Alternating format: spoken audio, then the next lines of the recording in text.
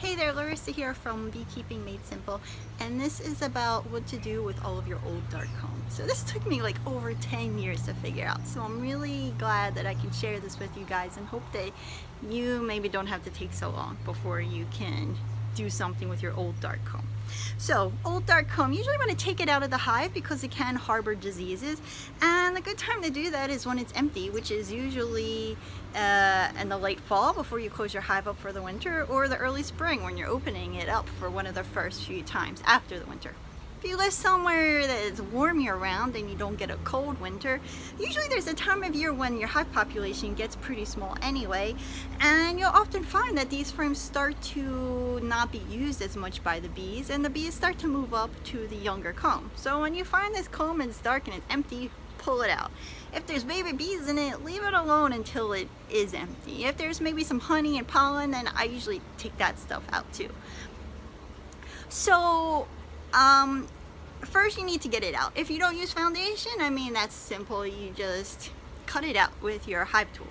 If you do have foundation, then usually I just leave it to sit out in the sun for a few hours, and that will soften it enough that I can just scrape it off the foundation pretty easily, and then just maybe even throw away the foundation and keep the wax. So that wax is now dark brown and it's got tons of propolis in it. It's usually from the brood section. So you have this dark wax. What you can do is you can clean it. Now my number one way to clean wax so that it's not left looking like this brownish color is to put it in a solar wax melter. And the reason why this is the best option is because the heat will melt the beeswax. The beeswax will then go through your basket and into the pan below. The propolis casings will stay in your basket. So you're not melting your propolis with your wax and getting the propolis to stain your wax. It works really well, and old dark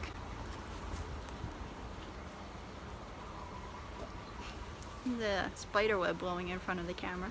So really dark comb like this will actually come out like yellow or shades of orange. And I have a video with a link to it in the description about how to make your own solar wax melter using a cooler. It takes like 10 minutes. All you need is a styrofoam cooler or any kind of cooler that has a flat top. It's important that you don't have a hinge on the top. You need a piece of glass that's as large as the top of your cooler. A piece of glass from a picture frame works very well. An aluminum foil pan like the kind you can get at the grocery store, and you need some kind of mesh basket. You can use a strainer if you have a mesh strainer sitting around that you're not using, or you can make one from hardware cloth. I have a roll of number 8 hardware cloth that I use to make screened bottoms and push cages, and it's just a good size hardware cloth for beekeeping. Bees can't get through it, but small hive beetles can get through it, so it's a good size for this kind of stuff. And you can make it really fast in 10 minutes. For those of you that want a sturdier solar wax melter, you can make one out of wood and it'll last a lot longer, and you can find someone else to show you how to do that. But I'm a mom with an 18-month-old, so I don't have time to build a wooden solar wax melter. The other options are to just melt it in a crock pot with either just water, or you can put the comb in cheesecloth and melt it in a crock pot full of water. And this will keep the propolis casings, and maybe if there's even larva or pupa in there, separate from the wax, but the wax still does get darker. So if you don't have a solar wax melter, you can still melt down this comb. The comb will just be brown, and you can use it. Now, some things to keep in mind. Comb from the brood section is been in there if you put treatments in.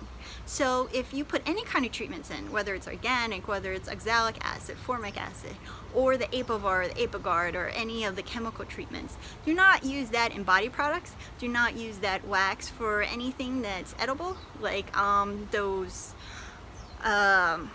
wraps that are now being used instead of cellophane that are fabric dipped in beeswax. But so one of the main things you would use it for is candles. Your candles are going to be a brown color, which maybe is okay. And if you don't like that, then use the solar wax melter, because it's really the only way to really get to keep the propolis from mixing with your beeswax.